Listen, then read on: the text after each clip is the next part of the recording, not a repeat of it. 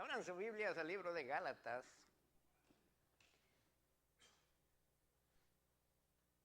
Vamos a estar hablando de Saulo. Después de su conversión hubo un crecimiento en su vida y en una versión le llama un crecimiento poderoso. Algo que todos nosotros haríamos bien en tomar pasos para imitar este crecimiento de Saulo, de Pablo. Hay muchas clases de crecimiento, algunos pueden mencionar, todos hemos pasado por diferentes etapas de crecimientos, ¿verdad? Unos para arriba y otros para los lados, pero todos crecemos. Pero ¿qué clase de crecimientos le ha impresionado a usted más? Solamente para compartir, cuando era niño, yo sabía que estaba creciendo cuando le pasaban mi ropa a mi hermano menor. Y yo también supe cuando dejé de crecer porque pasaban la ropa de él a mí.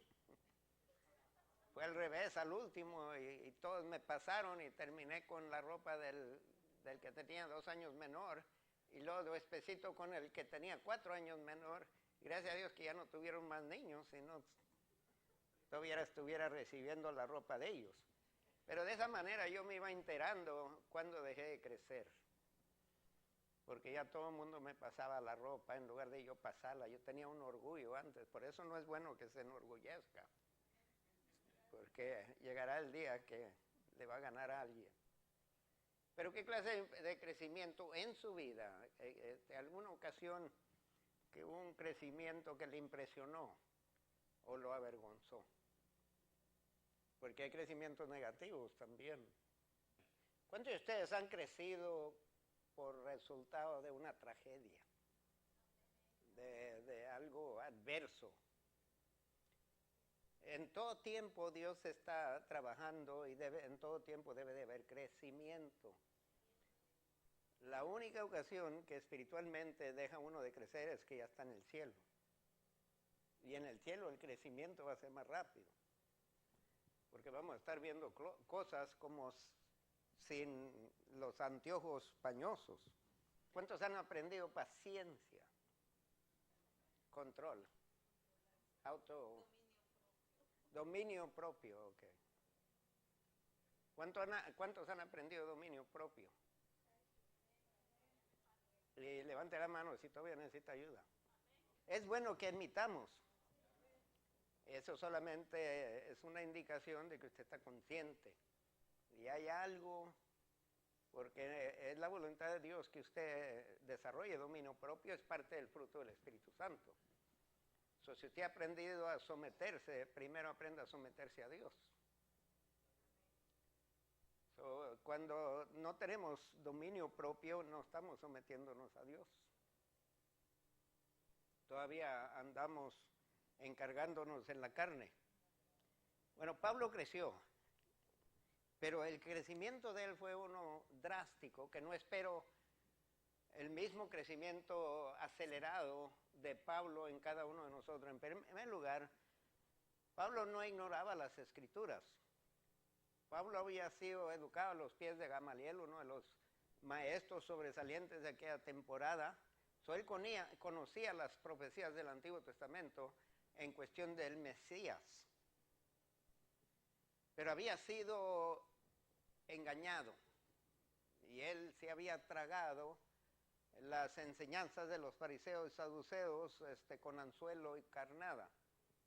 Pero ya que Dios, y recuerden bien que en capítulo 9 del libro de Hechos se le aparece el Señor en el camino, lo tumba, lo deja ciego y dice, ¿quién eres? Y le dice, soy yo. ¿Quién persigues? ¿Por qué me persigues? Pablo, de repente hay un descubrimiento y allí empezó un crecimiento extraordinario. Porque ahora de repente Pablo tiene que ajustar todas las profecías que él conocía y ajustarlas al Señor Jesús, a quien él negaba que era el Señor de señores, el Mesías, el ungido, el Cristo. Ahora de repente tiene que frenar y cambiar de direcciones. Las mismas escrituras, pero ahora estudiarlas con otra perspectiva. Ahora sabe que el cumplimiento de esa profecía será en Jesús. Pero él tiene que empezar a hacer esos ajustes.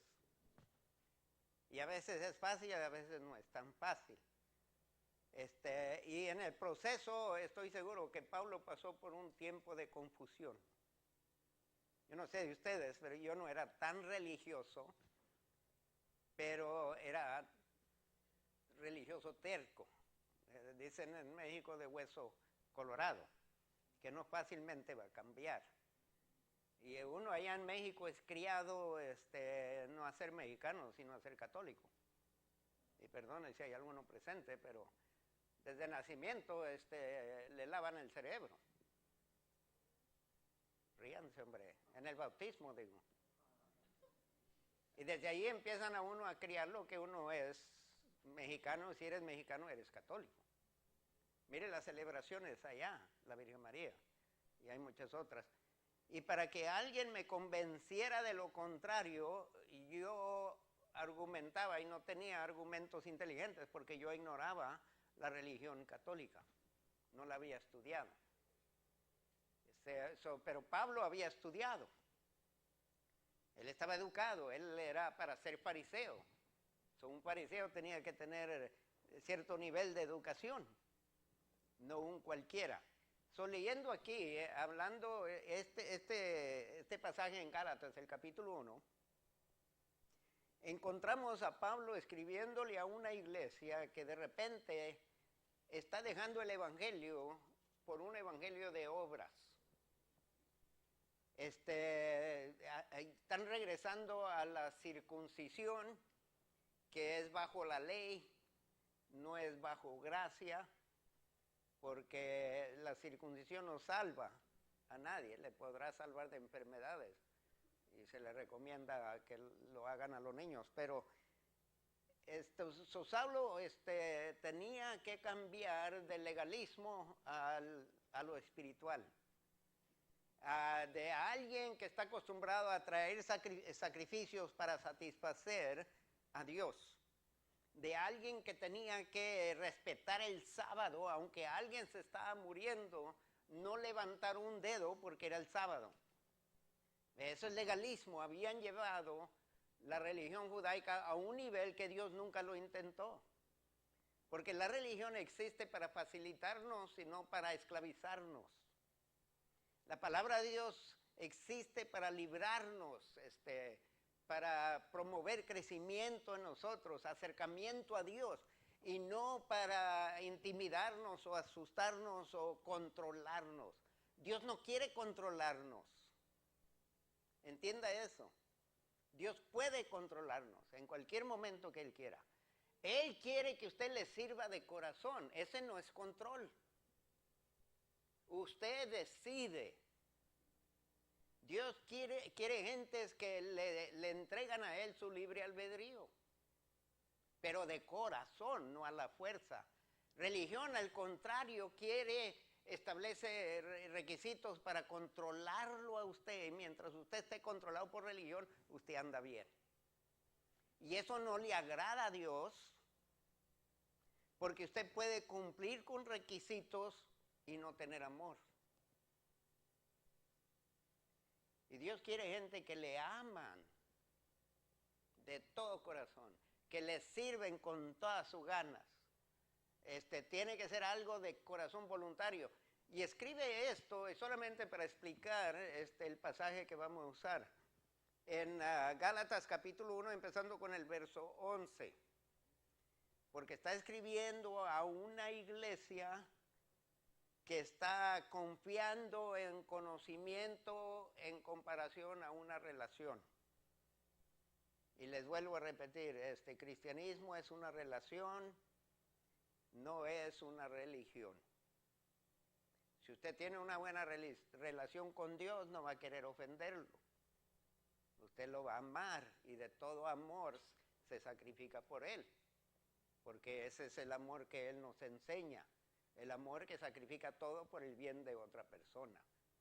El amor que se abniega por bendecir. No aprovecha para ser bendecido. Cristo no vino a ser servido, vino a servir. Eso nos dice aquí, mas os hago saber, hermanos, que el evangelio anunciado por mí no es según hombre. Pues yo ni lo recibí ni lo aprendí de hombre alguno, sino por revelación de Jesucristo. Ahora, Pablo no está negando el beneficio del Antiguo Testamento, porque lo que hizo el Espíritu Santo cuando él recibió al Señor Jesucristo, empezó a iluminarlo, alumbrar su entendimiento del Antiguo Testamento y ajustarlo y descubrir que la sombra del Antiguo Testamento fue causada por el Señor Jesús. El que tiene al Señor no necesita la sombra, porque ya tiene el que causó la sombra del Antiguo Testamento. Pero él dice, lo que yo les presenté a ustedes, no lo recibí de ningún ser humano. El Nuevo Testamento, el Evangelio del Nuevo Testamento, era algo que en el tiempo del Señor Jesucristo, la religión y sacerdocio de aquel entonces no entendían. No lo entendían, porque si lo hubieran estado entendido, hubieran estado preparados para recibir cuando Jesús se apareció. Jesús se apareció cumpliendo miles de profecías. Incidentalmente es un estudio que vamos a tener en la escuela dominical, las profecías mesiánicas. Y si esas profecías se cumplieron, se van a cumplir las profecías del rey, cuando él viene como rey, ¿no? A ver, va a venir como Mesías, va a venir a gobernar. Entonces dice, pues yo no lo recibí ni lo aprendí de hombre alguno, sino por revelación de Jesucristo. Jesucristo lo salvó y lo apartó y le dio revelaciones. Ahora, entienda esto, no crea que usted va a recibir revelaciones. Podrá ver que Dios levante 1, 2 o 3, pero no oye y no lee de mucha gente que recibieron revelación. Hoy en día oigo muchos pastores, predicadores, evangelistas, profetas y qué más. Dios me reveló. Y Dios me reveló. Y Dios me dijo, y Dios esto y que el otro. Y tengan cuidado. Compárenlo, por favor. Porque la palabra de Dios ya no necesita que le añade. Al contrario, en el libro de Apocalipsis nos advierte que tengan cuidado de no añadir y no quitar. Hay que tener cuidado, si no todas las maldiciones del Apocalipsis vendrán sobre uno. Tenemos que cuidar de no añadir. Quiere decir que no va a haber una revelación nueva que le pueda añadir a la palabra de Dios. ¿Okay? La palabra de Dios ya está completa. Que Dios le puede revelar a usted, si compras ese carro, de aquí en media manzana se te quema. Eso no es para todo el mundo, eso es para usted. Que no compre ese carro. No importa quién se lo esté vendiendo. Pero ese es algo que Dios a veces nos revela cosas.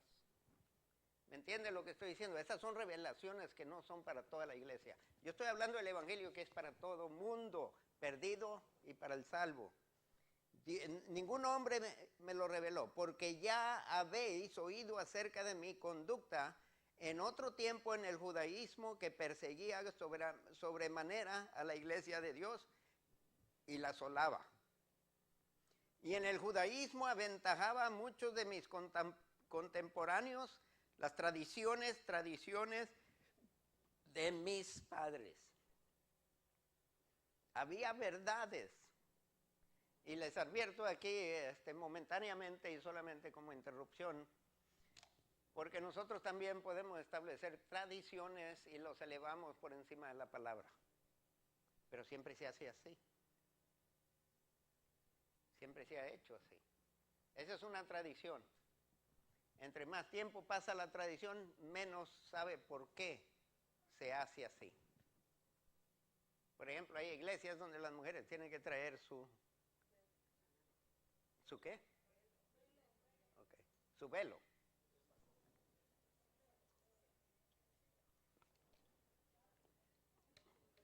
Y hay iglesias donde está una diaconisa de las más bravas, en la puerta con una toalla mojada para quitarle el maquillaje.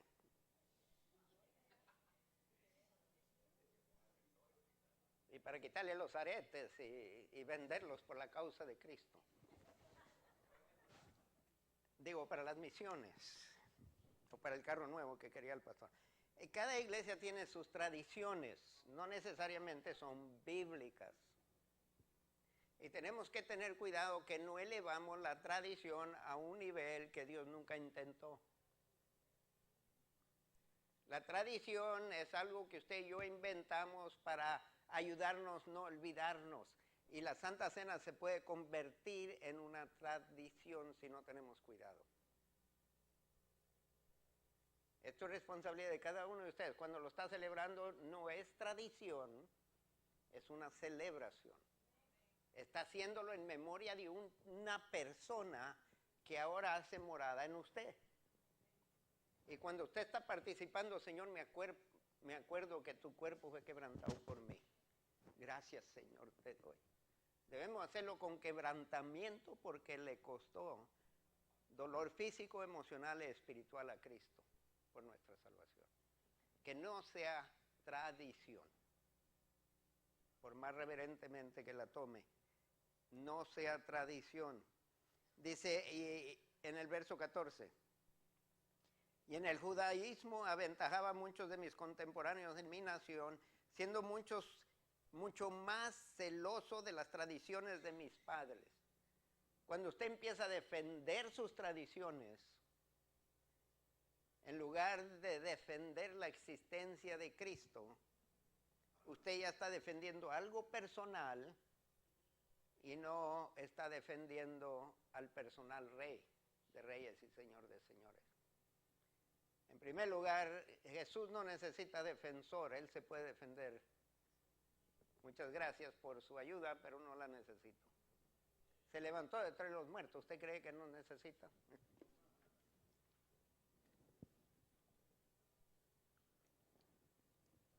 Créame que nadie le puede hacer daño a Jesús. El que habla mal de Jesús y hace daño a sí mismo, a Jesús no le hace daño. Y un día estará delante de Jesús y va a descubrir la verdad. Y va a caer demasiado tarde para pedir perdón. El verso 15, pero cuando agradó a Dios, y escuche esta palabra, que me apartó desde el vientre de mi madre y me llamó por su gracia. Todo este tiempo que Pablo anduvo asolando la iglesia, persiguiendo la iglesia, matando a cristianos, Dios ya lo había seleccionado desde que estaba en el vientre. ¿Por qué cree que no creo en aborto? Desde que estaba en el vientre, Dios apartó a Pablo. ¿Cuántos bebés han muerto solamente por chiflazón o porque se cree en la mentira de que en el vientre no es ser humano? Aquí me dice Dios, o dice Pablo, que desde el vientre de mi madre. Dios sabía quién era Saulo. Jeremías nos dice que nos forma en el vientre. Y Pablo aquí descubre esto después. Toda su vida, aún su rebeldía, su carácter, Dios le dio ese carácter. Pero ese carácter, tenga cuidado cómo lo usa, no es para abusar de él. Sí, Pablo era terco, se ponía a hacer algo y lo hacía. Pero no usaba eso para abusar de gente. Usaba eso para predicar con denuedo el evangelio. Y a pesar de dolor y encarcelamiento y todo, él seguía adelante, nada lo detenía. Tenían que matarlo para callarlo. Ahí está la terquedad, ahí está lo duro que era. Fue duro en la carne y ahora es duro en el espíritu. Ya no contra gente. Pero cuando agradó a Dios que me apartó desde el vientre de mi madre y me llamó por su gracia, revelar a su Hijo en mí para que yo le predicase entre los gentiles. No consulté enseguida con carne y sangre, ni subí a Jerusalén a los que eran apóstoles antes que yo, sino que fui a Arabia y volví de nuevo a Damasco. Mucha gente cree que en ese tiempecito que estuvo en Arabia, Pablo recibió revelaciones de Dios, porque el libro de Colosenses habla del misterio, que era algo oculto, y el misterio básicamente ahora es la iglesia, que la iglesia es el cuerpo de Cristo. Eso no se ve tanto en el Antiguo Testamento, aunque hay versos que indican eso, pero a Pablo se le dio una revelación que no se le dio a Pedro, que no se le dio a Jacob, que no se le dio a los otros discípulos. Y eso, a quien más se le da, más se le demanda. Y no crea usted que por si Dios le da más revelación, le va a ir de lo más chévere. Va a tener lo mejor. Pablo no tuvo nada. Le fue de lo peor a lo peor. Porque a quien Dios le da más, lo manda a más lugares, donde hay más tinieblas, donde necesita Dios luz. Si de veras quiere servirle a Dios, busque lugares oscuros, espiritualmente hablando. Y le voy a decir una cosa, muchos de ustedes no se van a atrever. Pero permítanme preguntarle si su hijo vive en ese lugar. O alguien que usted ama. Si usted no se atreve, usted quisiera que alguien fuera. Pues Dios mandó a Pablo a los lugares más oscuros y pagó el precio. Ahora regresemos al libro de Hechos, el capítulo 9. Aquí es donde tiene el encuentro con el Jesús resucitado, el que creyó que había muerto y que los discípulos andaban predicando a un Cristo falso. Descubrió que los discípulos tenían la razón y él estaba equivocado. En el libro de Hechos, capítulo 9, y vamos a leer del verso 20 en adelante. Entienda, en algún tiempo en este pasaje, ¿a dónde fue? A Asia, no sabemos. Pero sabemos que él recibió revelaciones de Dios, que no fue a Jerusalén para recibir instrucciones de Pedro para que lo indoctrinaran. No fue a los discípulos, sino él se apartó, estuvo un tiempo, posiblemente en ayunas y oración, consultando con Dios. Ahora, crecimiento es un aumento de tamaño, cantidad o importancia. Pero también es desarrollo de un organismo o de alguna de sus partes. Ahora, crecimiento para usted y para mí puede ser un desarrollo intelectual, un desarrollo espiritual, un crecimiento espiritual que nuestra relación con Dios lo elevamos a otro nivel, donde quizás hay más intimidad, más sensibilidad con Dios. De repente andamos más conscientes de su presencia. Pero vamos a leer el pasaje, y todos hemos tenido de repente un despertamiento donde nos damos cuenta, antes yo hubiera actuado así, ahora actué así, y empezamos a llorar de gozo porque Dios ha trabajado en nosotros. Antes hubiera entrado en pánico, estuviera en horror, y ahora de repente tengo paz. Dice, wow, solo Dios, solo Dios. De repente empezamos a ver a Dios aún en medio de la tragedia. Y ese es un crecimiento extraordinario. Pero nos dice Hechos, capítulo 9, verso 20 al 22, enseguida predicaba a Cristo en las sinagogas diciendo que este era el Hijo de Dios. El que andaba refutando que era el Hijo de Dios, ahora anda predicando que es el Hijo de Dios. ¿Y a dónde va? ¿Dónde empieza?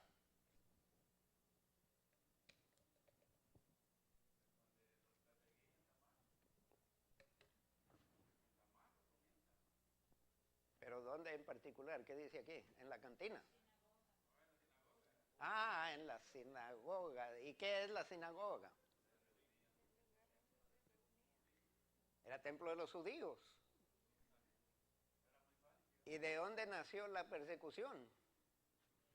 Y ahora entra a los mismos que lo aplaudían a contradecirlos. Ahora ha descubierto la verdad y no quiere callar. ¿A dónde va? A los ex compatriotas, a los que lo respaldaban y lo aplaudían, lo tenían como un héroe. Y dice él, diciendo que este era el Hijo de Dios. Y lea el verso 21. Y todos los que le oían estaban atónitos. Y decían, ¿no es este el que asolaba en Jerusalén a los que invocaban este nombre? Y eso vino acá para llevar los presos ante los principales sacerdotes. ¿No es este? Dice, yo creo, me imagino yo que los judíos, cuando se puso de pie Pablo a presentar defensa de que Jesús era el Cristo, y empiezan aquí, oye, ¿este Saulo no era el que vino aquí a arrestar a los cristianos? ¿O habrá un gemelo por ahí? Digo yo, porque no lo pueden creer. Acuérdense, ayer andaba matándolos y ahora los anda predicando a favor de ellos. Eso no fue fácil para los judíos, se quedan ya. Me imagino yo, pero Pablo no calla, él sigue. Y dice en el verso 22, pero Saulo mucho más se esforzaba y confundía a los judíos que moraban en Damasco, demostrando que Jesús era el Cristo. Lo acaba de descubrir él. ¿Cuántos de ustedes han descubierto que Cristo o Jesús es el Cristo? ¿Cuántos de ustedes han descubierto que Jesús no aparece en la hostia todos los domingos? Se ríen, pero eso es lo que creíamos. Eso es lo que creíamos. Creíamos que todos los domingos estábamos tomando su cuerpo y su sangre. Y no me diga que no, porque es lo que enseñan. Bueno, algunos de ustedes no tuvieron la ventaja de nosotros que pasamos por el catolicismo. O desventaja en ciertos casos. Déjenme leer el verso 22 de nuevo, pero lo voy a leer en diferentes versiones.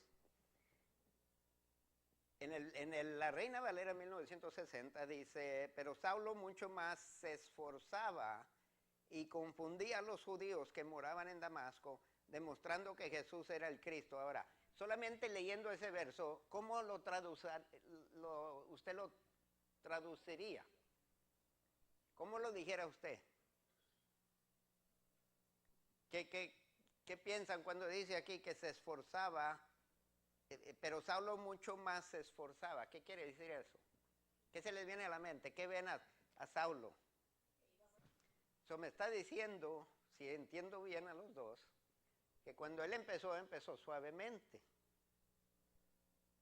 Y ahora está agarrando más y más fuerza.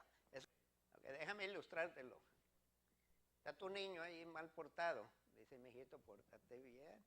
Ya te dije que... ¡Te dije! ¿Así se refieren? Ah, no tanto así. No levanta la voz.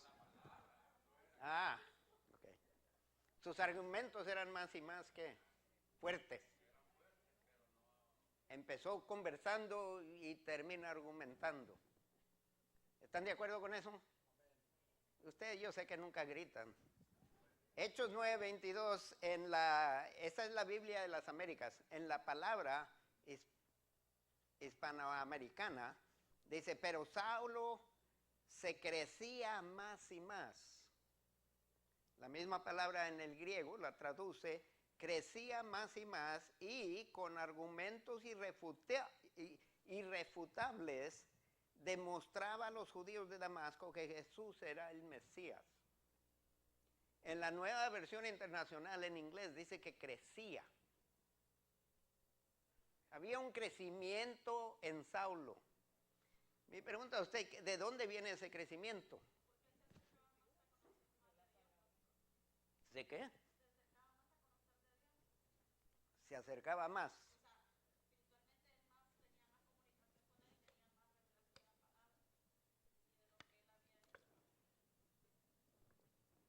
¿Alguien más?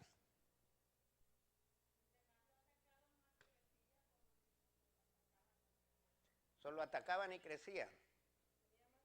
Si me atacan ustedes voy a crecer, voy a poder jugar baloncesto. No, ya no crezco, Quizás para los lados.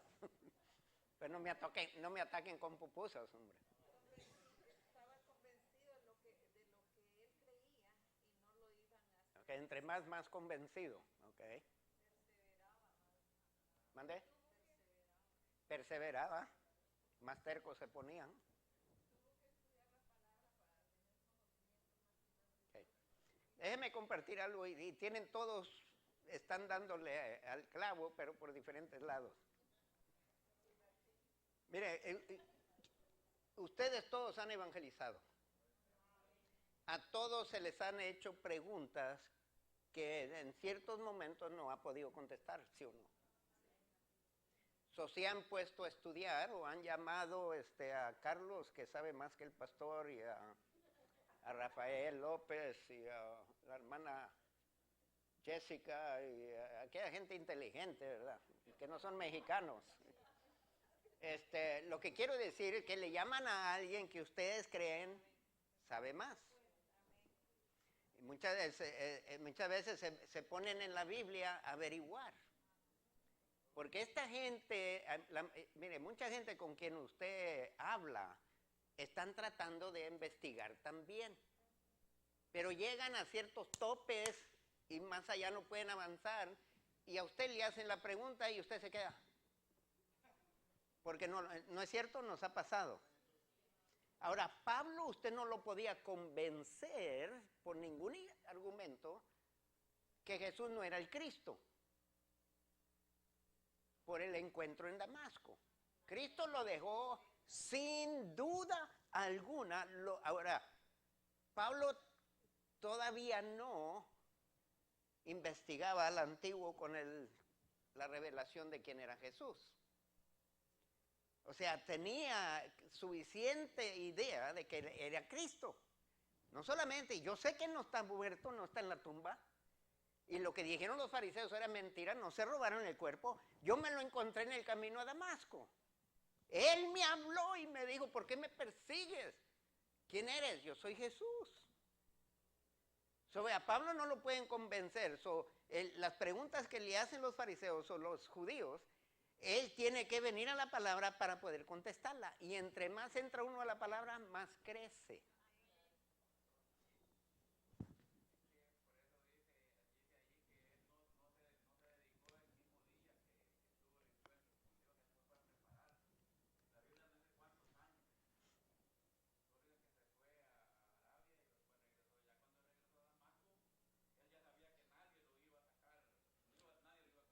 Ahora, esto viene después de regresar a Damasco. Viene preparado, pero dice que está creciendo. Ha pasado tiempo con Dios, ha pasado tiempo en las Escrituras. Viene más fortalecido, pero ahora está creciendo más todavía. Y esto es lo que pasa, que el cristiano que presenta el Evangelio debe de haber crecimiento. Correcto. Y ese crecimiento debe reflejarse en comportamiento. Porque la gente va a querer refutar lo que usted dice con lo que usted hace. Y este crecimiento no solamente se refleja en lo que dice, sino en lo que hace también. La gente está observando y esperando el momento de que usted se tropiece sobre lo que usted dice. Como me dijo alguien que daba tremendos consejos, haz lo que te digo, no lo que hago. Y le dije yo, si lo que tú dices no lo haces, no lo crees. Este crecimiento viene con conocimiento y con aplicación. Si usted no aplica lo que conoce, pronto se le olvida lo que conoce, o lo confunde, o lo disfrace. Y esto es lo que pasó con los fariseos, que cuando se les presenta a Jesús, a pesar de toda la evidencia, no lo creen. Llegan a las conclusiones de aún Juan el Bautista, ¿eres o esperamos a otro? Hermano, hay que saber en quién creemos. Y hay que crecer en quién creemos y usted no crece físicamente si deja de comer. Eso tiene que pasar tiempo en la palabra, tiene que pasar tiempo en la oración. Eso dice que crecía más y más, que dejaba a la gente confundida. Ahora yo no sé de ustedes, pero el objetivo de evangelizar no es confundir. ¿Cuál es el objetivo de evangelizar? Convencerlo.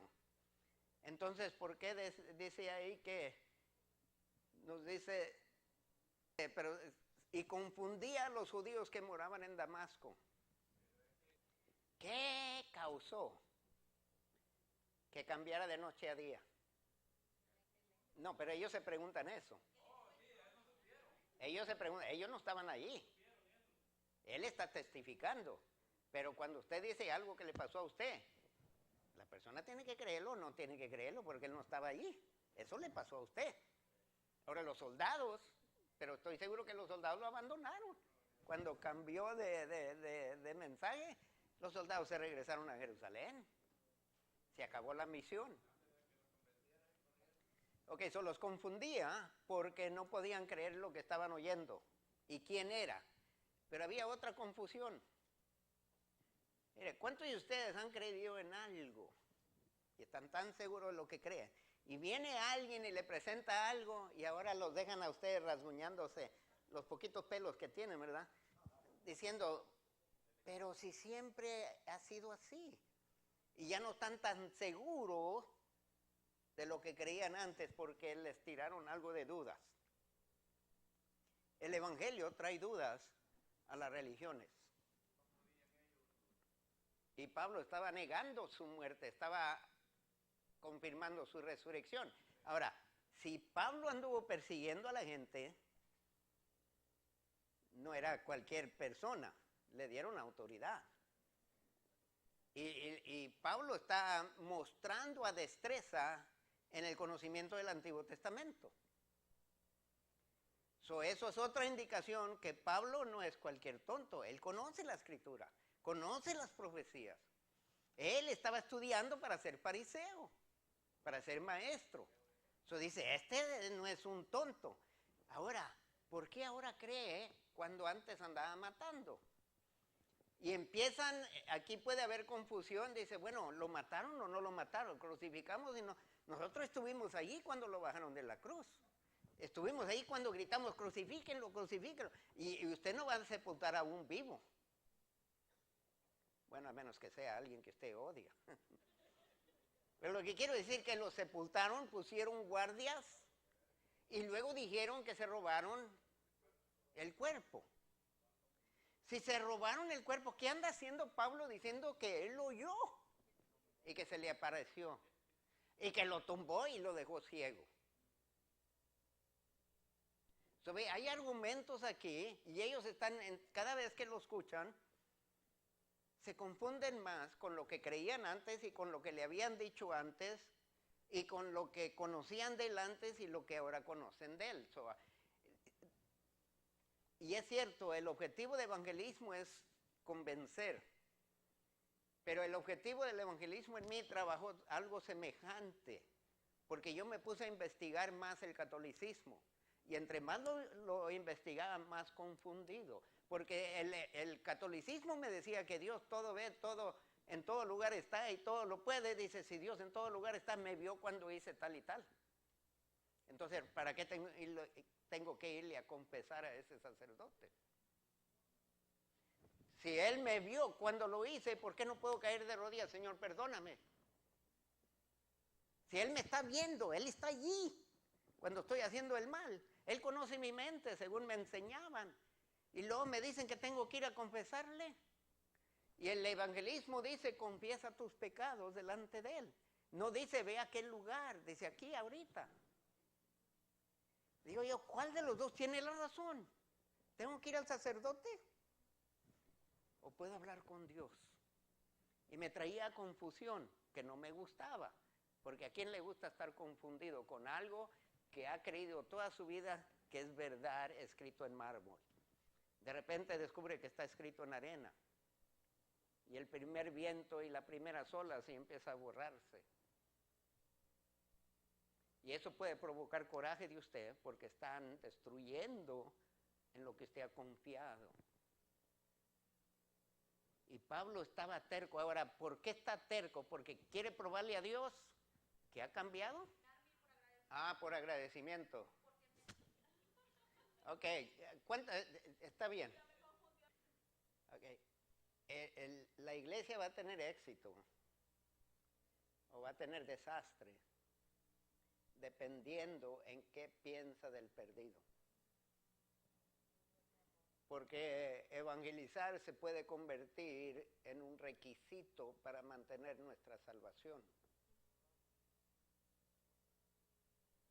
Y cuando eso se consigue, se pierde el fervor, se pierde la pasión, se pierde el amor.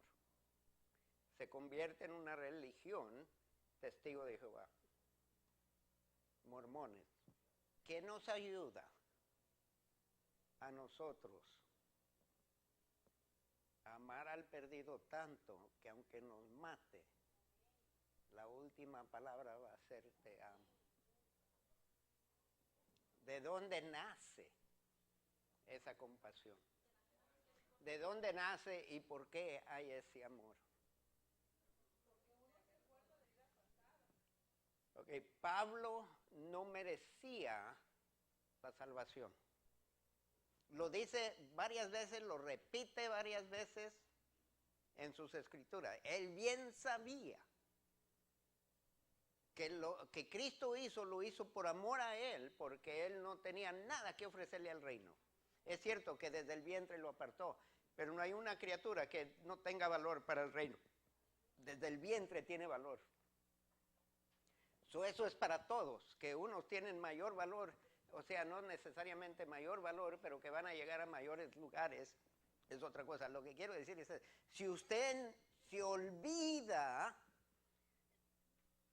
de dónde lo rescató Dios, va a llegar a un punto que se cree mejor que otro. Cuando usted se cree mejor que otro, va a ser un trabajo evangelizar a ese que usted no quiere. Tengo que hacerlo, aunque no lo quiera. Ya no va a ser por pasión. Mire, la adoración no es lo mismo, y siempre lo he dicho. La persona que se considera el peor de pecadores, la adoración va a ser más pura que el que se cree pecador, nada más. Y si usted olvida la enseñanza de la Santa Cena, usted no va a crecer como Pablo creció. Porque una de las lecciones de la Santa Cena es que todos los que celebran la Santa Cena eran miserables.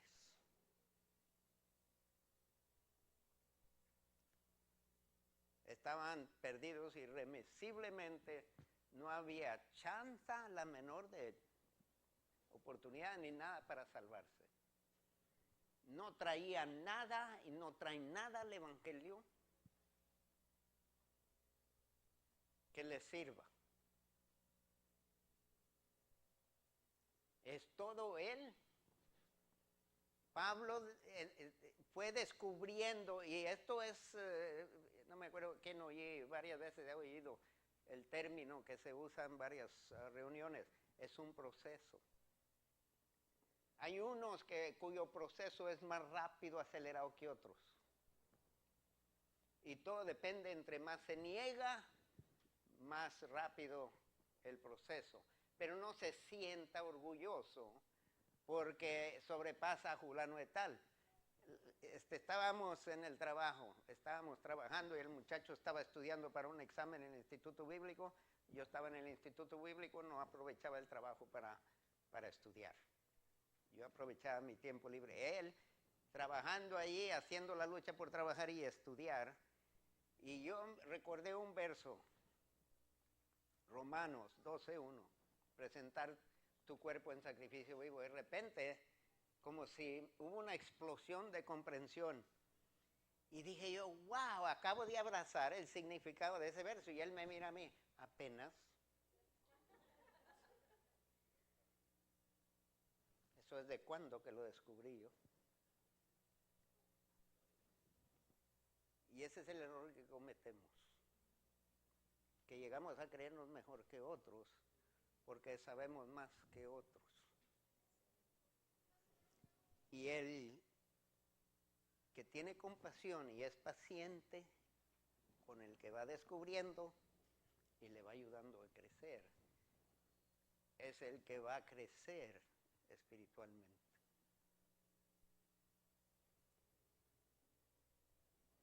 Pablo en Romanos, solamente para dejarles saber el amor que les tenía, y esto es de tiempos de estar evangelizando.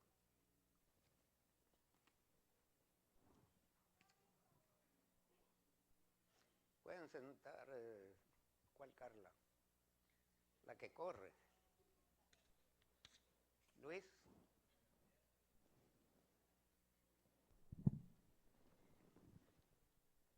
Dios les bendiga, hermanos. ¿Cuántos saben del accidente que tuvieron estos niños, que murieron 2 niñas, los que tienen hijos en las escuelas? Ayer nos llamaron. Pues yo, hermanos, ayer que recibí la llamada del distrito, eso me partió el corazón, porque yo tengo a mis hijas y lo primero que se me vino a la mente fueron mis hijas. Pero en eso yo iba saliendo a hacer unas compras de mi hija Kimberly de emergencia, porque me dijo ya tarde. Y mi esposo se había llevado la troca, que yo ahí ando el portabebé del niño, y le dije a mi hermano, préstame su carro para ir a la tienda, y me fui. Pero yo iba meditando en eso, y el Espíritu Santo puso, nunca da gracias por tus hijos.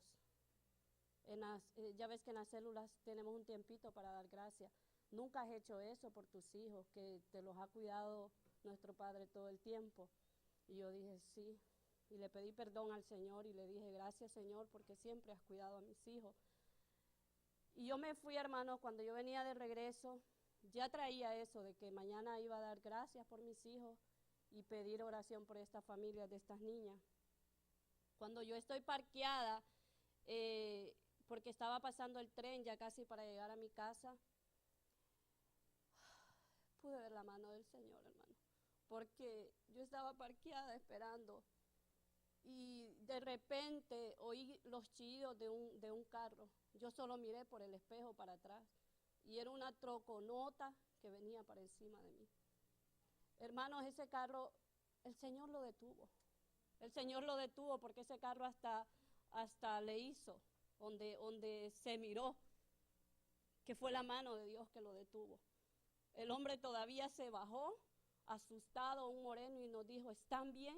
¿Están bien? Él creyó que le había pegado al carro.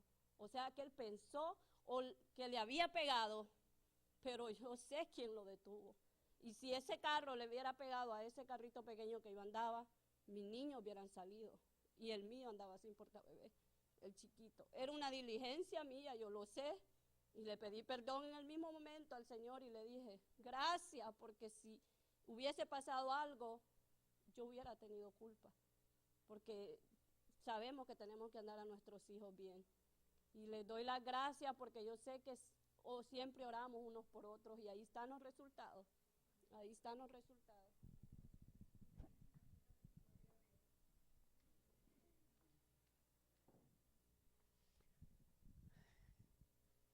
Siempre me gusta poner un balance. Me gustan testimonios. Pero a veces dejamos que los testimonios nos desorienten un poco.